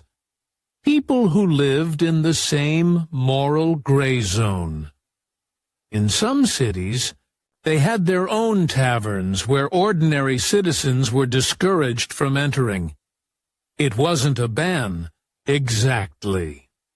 More of a collective understanding that drinking with the man who hanged your neighbor might ruin your appetite. Yet these same outcasts developed tight-knit communities. They married among themselves, attended one another's funerals, and sometimes formed professional guilds. Small pockets of mutual respect in a society that wanted to pretend they didn't exist. When they weren't working, they were gardeners, musicians, even part-time farmers. The instruments of death might be stored neatly in one corner, beside the cabbages. A brief royal interlude. Royal executioners, however, occupied a special niche. They were closer to power, but no cleaner. In England, the royal executioner was technically a crown servant. That meant he was paid by the monarch and occasionally called to handle delicate matters, like the disposal of traitors, rebels, or inconvenient queens, you know, the usual palace chores. But even royal executioners weren't invited to banquets. Thomas Derrick, one of Elizabeth I's hangmen, was once a convicted criminal pardoned on the condition he take up the post. He designed his own gallows, which proved so efficient that the structure itself became known as the derrick, a linguistic legacy for a man who spent his life dangling people. Henry VIII's favorite executioner, meanwhile, was a Frenchman, because, apparently, no Englishman could be trusted to decapitate Anne Boleyn gracefully, and, to be fair, he did it in one swift stroke. Efficient, professional, and probably paid overtime. When there were no royal executions, these men sometimes worked as wardens, torturers, or even bodyguards, a strange kind of royal multitasking. After all, if you can decapitate someone cleanly, surely you can open a door politely. Off-duty. Executioners tried to live like anyone else. They kept gardens, raised families, and tried to ignore the fact that no one wanted to buy their produce. One 17th-century German executioner tried to sell apples from his orchard, but locals refused, convinced the fruit was cursed. Another offered medical treatments, only for his patients to panic when they learned his day job. The quiet life of the hangman. Hey, everyone. Tonight we're drifting back to a time when life was short. Hygiene was optional, and someone had to do the killing. So, settle in. Dim the lights. Let the world go a bit fuzzy around the edges, because we're going to spend the next little while with some of history's least enviable employees, the executioners. Now, if that sounds grim, don't worry. This isn't a story about blood and horror. It's about boredom.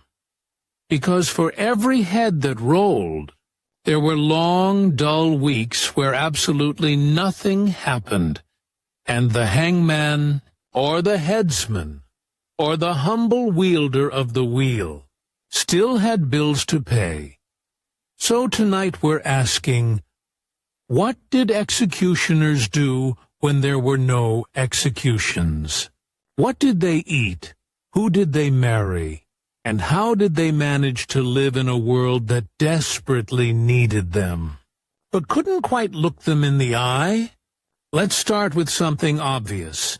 Executions were not, despite what movies suggest, an everyday event. Even in a busy city, there might be only a handful per year, and outside of times of war, plague, or rebellion, business could be very slow indeed, which meant that the professional killer had to find other ways to make a living, sometimes legitimate ones, sometimes creative ones. One of the most famous of these multitasking executioners was Franz Schmidt, who worked in Nuremberg in the late 1500s. He kept a diary, yes, an actual day-by-day record of all the unfortunate people he executed, as well as the other, somewhat more domestic things he did in between, and that diary gives us a strangely peaceful picture. Between the beheadings, he gardened, he fished, he went for walks with his wife, he even moonlighted as a doctor, because, and this is one of history's more ironic details, many executioners were also healers. You see, they had access to anatomy, they handled bodies, and over time, They learned things about the human body that most people never did. They understood where blood flowed, which joints moved how, and, crucially, which herbs stopped bleeding. So when they weren't swinging swords, they were sewing wounds. It's the kind of resume that makes HR departments nervous. But let's drift back a little further, to the Middle Ages. Back then, the executioner's job was not exactly a dream posting. It was often hereditary, or a punishment. If you were the son of an executioner, congratulations, you were the next executioner. And if you were a criminal who survived your own hanging, surprise, you might be offered the job yourself because no one else wanted it. The Eintiorn. Work was considered spiritually contaminating. Churchmen said it tainted the soul, ordinary. People crossed themselves when you walked by. You might be necessary, but you were also untouchable. So, between jobs, many executioners became sort of specialists in all the other unpleasant things people didn't want to do. They cleaned cesspits. They disposed of dead animals. They acted as local torturers, gravediggers, or knackers. If there was a task that involved blood, filth, or death, it somehow ended up on their to-do list. They were the medieval equivalent of the guy who does IT, janitorial work, and HR all in one, but with more skulls. In some German towns, the executioner even managed the brothel. This wasn't necessarily because of any scandalous enthusiasm, but because brothels were technically disreputable, and the executioner was already outside the respectable world. It was a tidy solution. Let the outcast handle the outcasts. And so, our man might spend his weekdays collecting fines, supervising sex workers, or making sure nobody stabbed anyone in the alley. Ironic, given his own day job. Then, when an execution was scheduled, he'd dust off his sword, polish it, and return to the public stage. We often picture executioners as hulking men in hoods. In truth, most were fairly ordinary, and many didn't wear hoods at all. Those black masks are a later invention. A theatrical flourish, like Hollywood's slow-motion explosions. In real life, anonymity wasn't much of an option. Everyone knew who you were. In fact, towns sometimes gave their executioner special clothing. Not to hide him, but to mark him. Distinctive coats or hats, so people could politely avoid brushing against him in the market. Because touching an executioner was thought to bring bad luck. Or at least, to make your bread go stale, so he'd walk through town, easily spotted, people stepping neatly aside, mothers tugging their children closer. He was necessary, tolerated, and forever kept at arm's length, which brings us to the quiet part of their lives. The parts between the hangings. Imagine a man sitting in a small cottage on the edge of town. His house often stood near the gallows, because no one wanted it near them. He might be mending tools, polishing his blade, or tending to his chickens. He might have a wife, usually from another family of executioners, since few outsiders would marry into that line of work. They had their own little social circles, almost a caste of untouchables. Their children married one another. Their families moved from city to city, filling the same role. A sort of pan-European guild of people everyone needed, but nobody liked. And yet, many of them took real pride in their work. Franz Schmidt, again, is a good example. He saw himself not as a butcher, but as an instrument of justice. He kept records, treated prisoners respectfully, and tried to perform clean, dignified executions. When he retired, the city actually granted him citizenship, a rare honor for someone of his profession. He spent the rest of his life practicing medicine, healing the same kind of people who once spat at him, and somehow that feels very human. Let's drift now to France, where the story takes a slightly different tone. French executioners, especially in later centuries, could be surprisingly well paid. The famous Sanson family served as royal executioners for generations, from the reign of Louis XIV right up through the Revolution.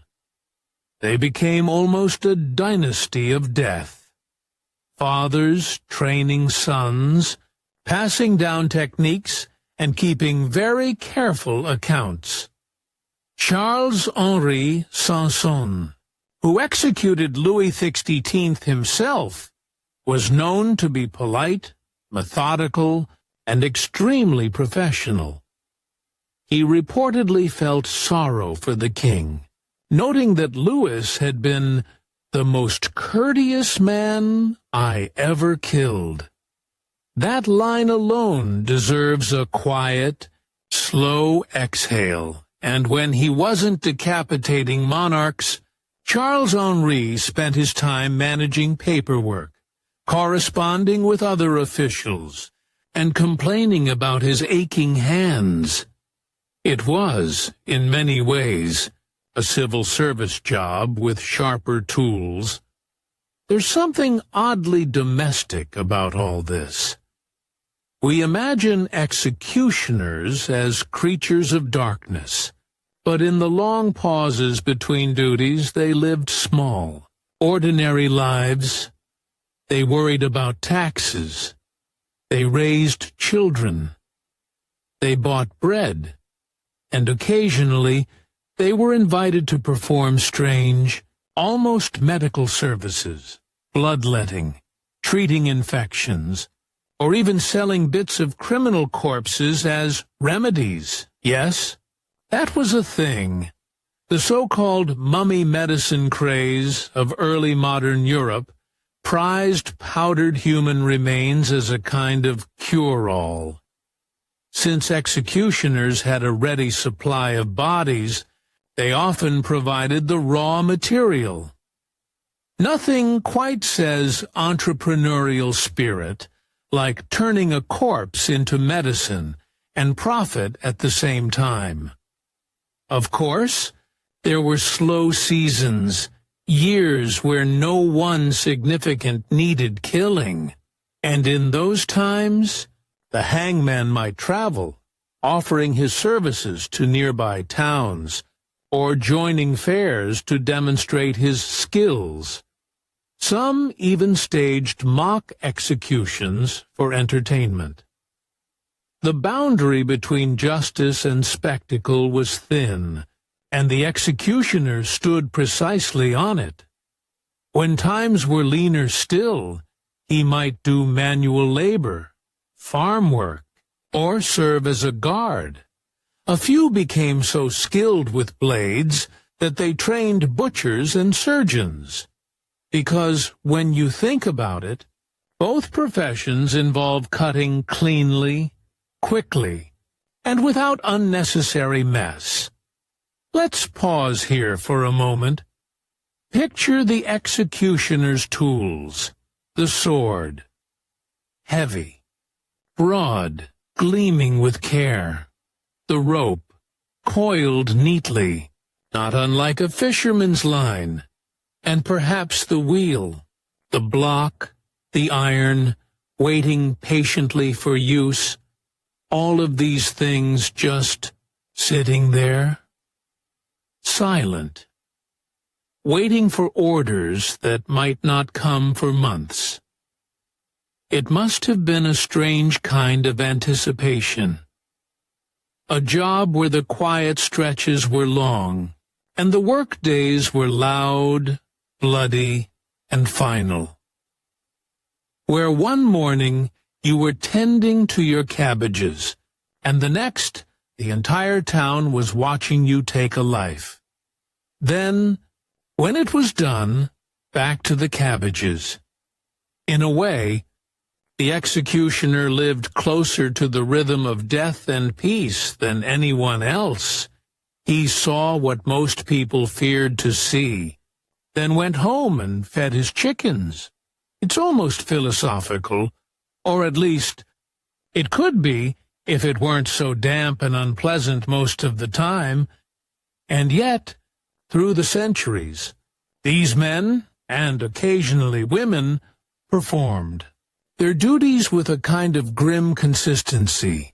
The state might change, the laws might shift, the method might move from rope to guillotine to firing squad. But the executioner remained, the quiet servant of authority, waiting for the next summons.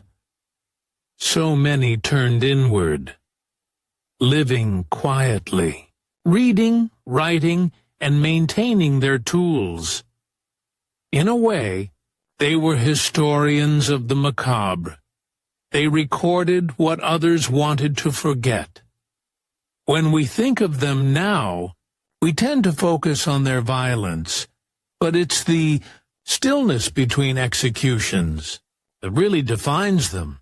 The awkward meals in half-empty taverns, the sidelong glances at church, the isolation that never quite lifted. Because even when they were doing nothing wrong, they were still marked, forever associated with death. And that, more than anything, shaped their lives. What happened to the eunuchs after the empire fell? Hey, everyone. Tonight, we're drifting back to a quieter corner of history, a place just beyond the throne, where the gold fades and the whispering starts. Go ahead, dim the lights, get comfortable. If you've had one of those long days that somehow felt like 3, let's leave that here for a bit. We're going somewhere older, stranger, and, in a way, lonelier. Because tonight, we're talking about the eunuchs, the men without heirs, the ones who stood beside emperors, queens, and caliphs, but never truly among them. They were the keepers of secrets, the guards of the royal flesh, and the bureaucratic glue holding empires together. And when those empires eventually cracked, as all of them do, the eunuchs were the ones left standing amid the ruins, asking the world, "Now what?" It's a strange question, isn't it? What happens to a class of people whose entire existence was built around power they could never inherit? When the palaces emptied and the harem gates swung open, what did they become? Let's start where the gold shimmered brightest, and where the fall was, perhaps, the most tragic. In Byzantium, the Byzantine eunuch, power without legacy, the Byzantine Empire. That long, shimmering afterimage of Rome, was a place where not being able to have children could actually make you more trustworthy. Because, naturally, if you had no heirs, you couldn't start your own dynasty. And in a city where every other uncle, cousin, and moderately ambitious stable boy was trying to steal the throne that made you a valuable asset, eunuchs became the empire's favorite employees. They were chamberlains, generals, spymasters, and diplomats. They managed the imperial wardrobe, the treasury, and the private audience chamber. They could whisper advice to the emperor in bedchambers and throne rooms alike, because they were considered safe.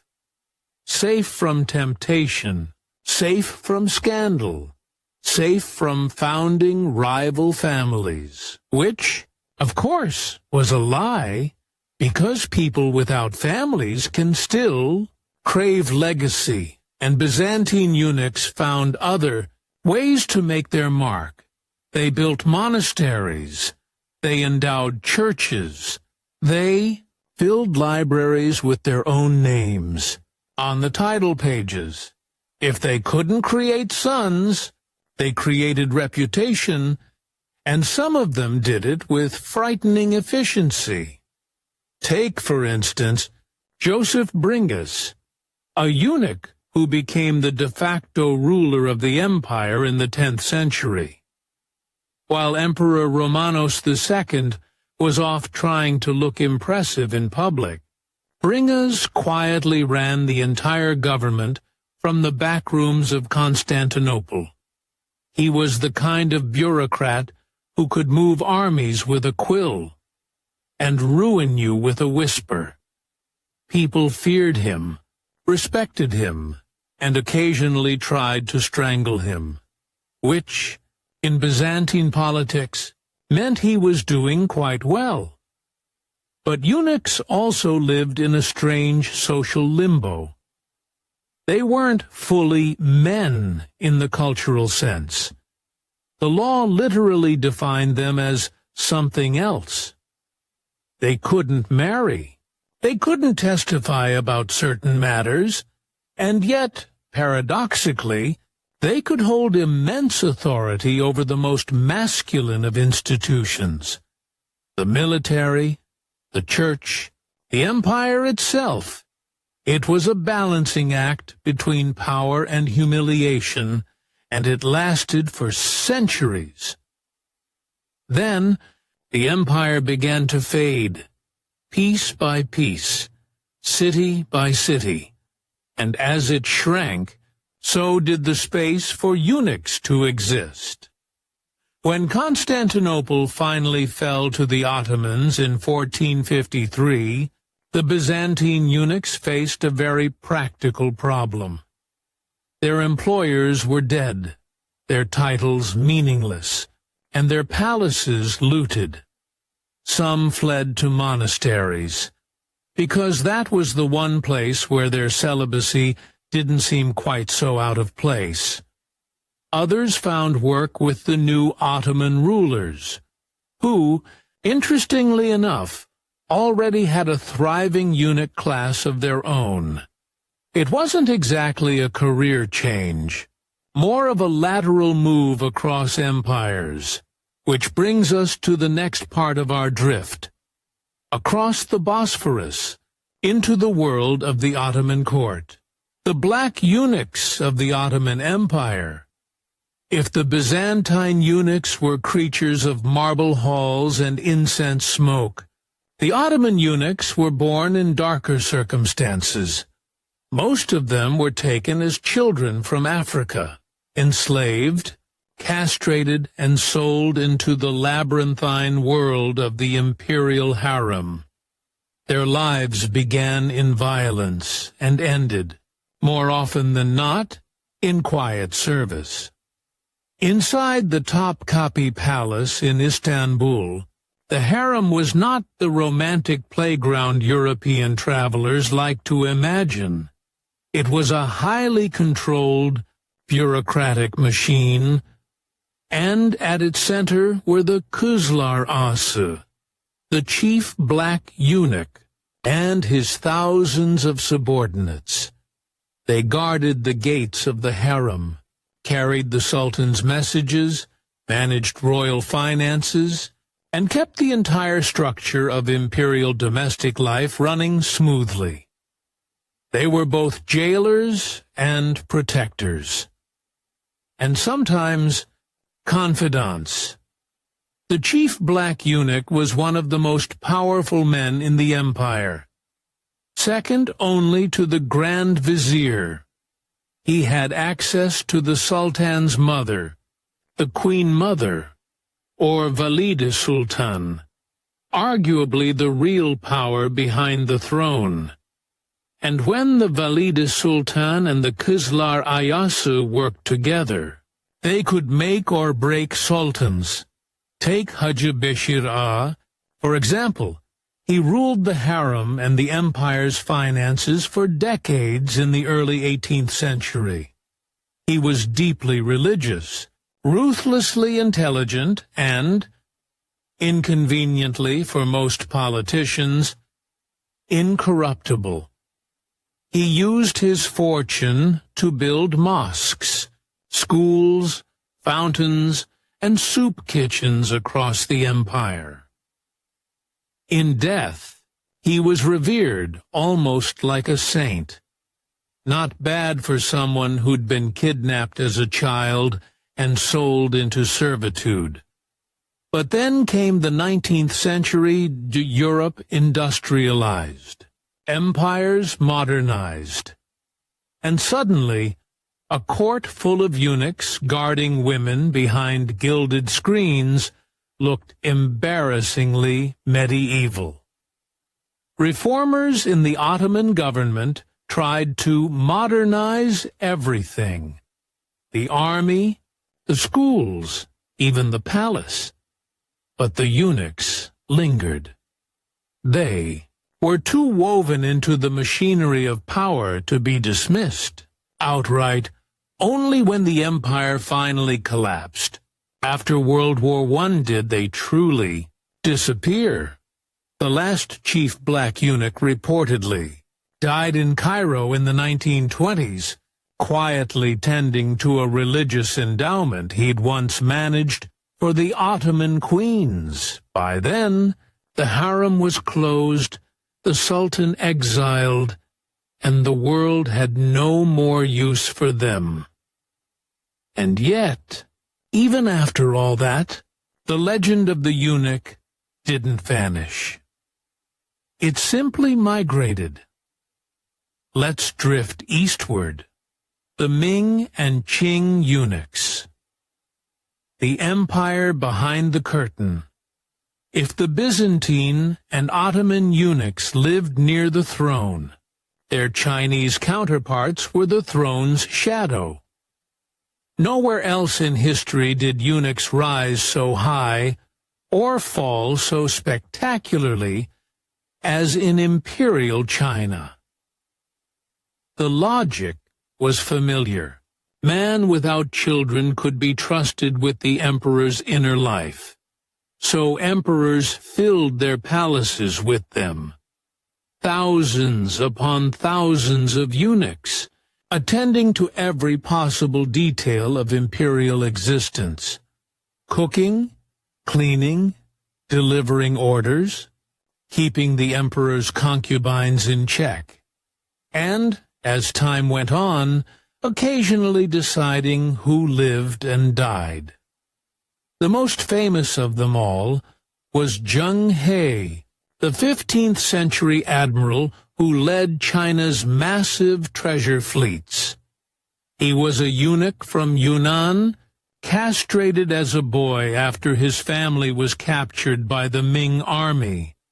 But he rose higher than anyone could have imagined, commanding fleets larger than any in the world, sailing as far as Africa, bringing back exotic animals and foreign ambassadors.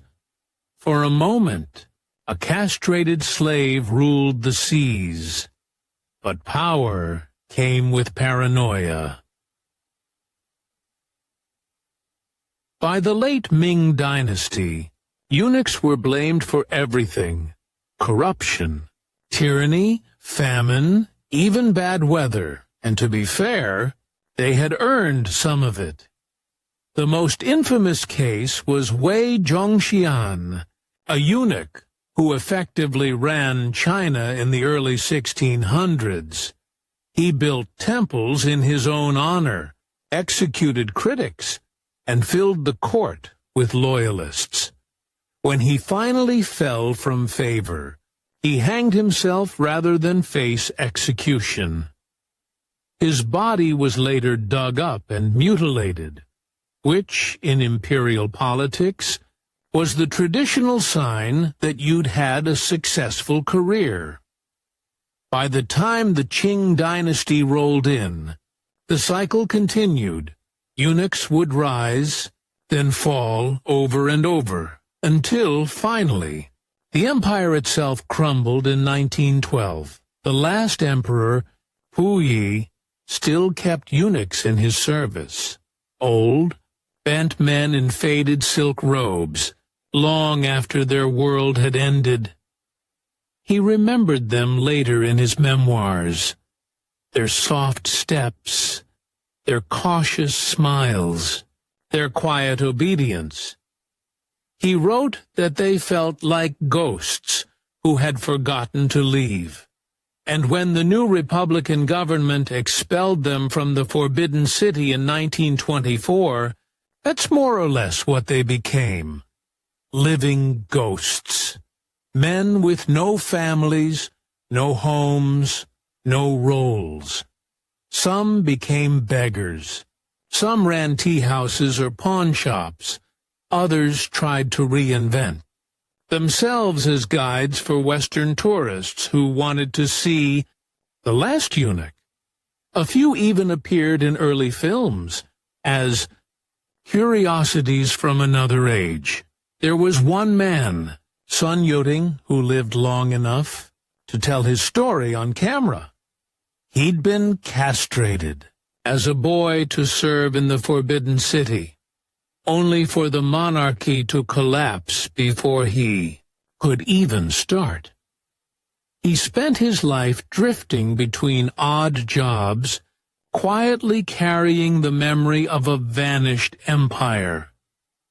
When he died in 1996, the world wrote obituaries calling him the last eunuch of China. But really, he was just the last man left, holding the silence of 1,000 years. Between pity and power so. What happened to the eunuchs after the empires fell? In every case, the answer is strangely similar. They became relics of a world obsessed with control. The control of bloodlines, of desire, of loyalty. They were the human price paid for royal paranoia. And when that paranoia no longer had palaces to inhabit, the eunuchs simply faded into the background, not with a revolution, but with a sigh.